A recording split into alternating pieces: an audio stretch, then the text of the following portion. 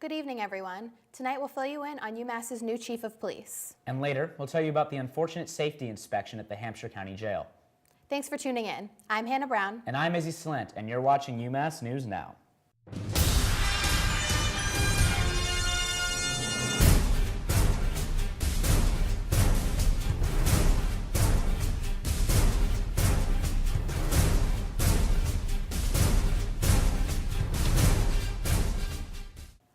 For all of you who are not aware, UMass has a new Chief of Police. Tyrone A. Parham is UMass's 10th police chief. He was one of 3 finalists for the position and was given the position in December. He started his role as police chief at the beginning of January.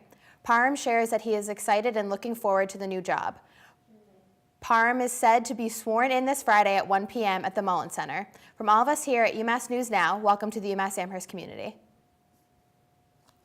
While Super Bowl Sunday marked a victory for Broncos fans, UMass changed their guest policy for the weekend to ensure the celebrations wouldn't get too out of hand and to ensure campus safety. The policy was only that 4 UMass students were allowed to be signed in as guests from noon Sunday until 8 a.m. Monday, and no non-UMass students were allowed to be signed into the dorms.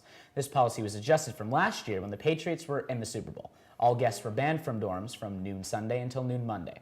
We are happy to announce that UMass had a safe and successful Super Bowl Sunday. With February being Black History Month, this Saturday at the Town Common, officials and residents will be celebrating with a brief ceremony and flag raising. The event will include the singing of the Black National Anthem, speeches from community leaders, followed by a flag raising ceremony. Select Board Chairwoman Elisa Brewer sent an email that this will be the second year the proclamation will be read. The ceremony will begin at 11 a.m. and everyone is welcome to attend. The rape trial involving former UMass student Patrick DeRocher concluded on Friday, February 5th with a guilty verdict. DeRocher was accused of assaulting and raping a woman on the campus center lawn on September 2nd, 2013 in the early morning and was charged with kidnapping, aggravated rape, and assault and battery. The jury dismissed him of kidnapping charges and lessened the rape charge after concluding it was not aggravated. DeRocher is currently out on a $10,000 bail and sentencing will be held on February 19th. Coming up, we'll fill you in on an ISIS attack that took place in Syria itself. Stay tuned. Okay, guys, ready? In 5, 4, 3, 2, 1, we're live. Probe Voyager 1 crossed out of our solar system, being the first man-made product to do so. And find out what exciting event UMass is planning for our homecoming weekend. Thank you for joining us tonight. I'm Liz Streppa. Say Kyla Daniel. That's going to be us in 20 years, Kyla. 20 years.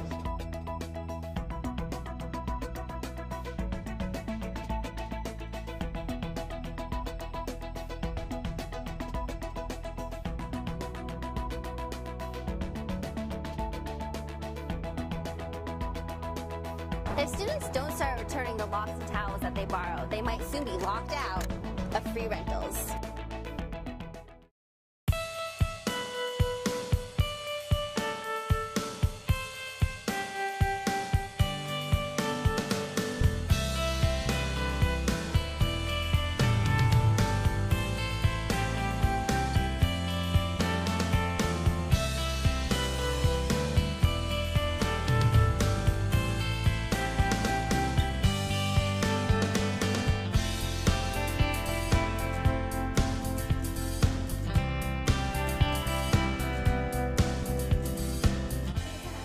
For an anchor shot, Yeah, is that good or? you want to zoom it out a little bit more.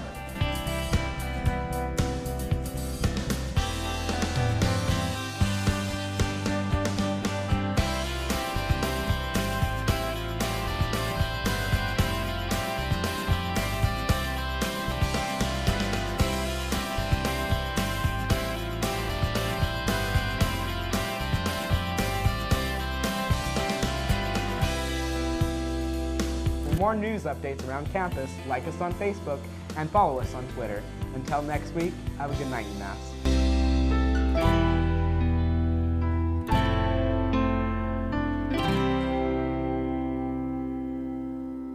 After a recent state inspection found deteriorating conditions and a posed health and safety risk to inmates, the Hampshire County Jail and House of Corrections is in need of a remodeling.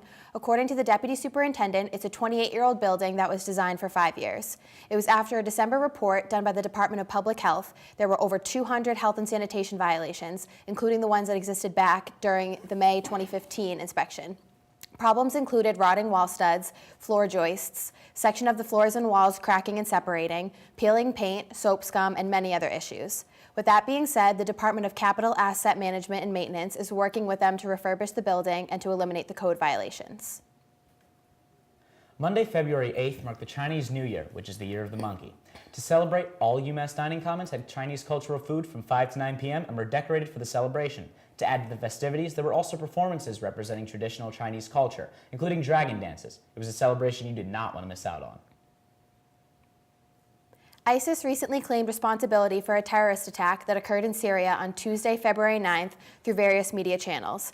The attack was a car bomb that exploded near a vegetable market and a police officers' club in Damascus, wounding dozens. The area where this occurred had been quiet for about 2 years due to an agreement between the Syrian government and insurgents. While this isn't the first attack ISIS is taking credit for, it is the first time they have taken credit for an attack that has occurred in Damascus itself. On February 3rd, Judge Stephen T. O'Neill ruled that Bill Cosby's sexual assault case will be allowed to move forward, allowing prosecutors to continue their case against Cosby. Cosby's sexual assault case was halted because his lawyers asked that the charges be dismissed due to what they claimed to be a binding decision in 2005 by former Montgomery County District Attorney Bruce L. Castor Jr., where Castor promised never to prosecute Cosby. According to the New York Times, the current district attorney, Kevin R. Steele, told the court there is no legal authority allowing a district attorney unilaterally to confer a transactional immunity. Though the judge allowed the case to move forward, Cosby's lawyers said that they are planning to appeal the decision. A federal judge ruled against Texas for the second time on February 8th as the state continues to fight the settlement of Syrian refugees. The state of Texas filed a lawsuit against the Obama administration after nearly 30 states also tried to bar Syrian refugees from entering their state territories following the Paris attacks in November. While the judge did say denying that refugees posed any danger would be wrong, Texas failed to provide any substantial evidence that accepting the refugees would be a large threat to security.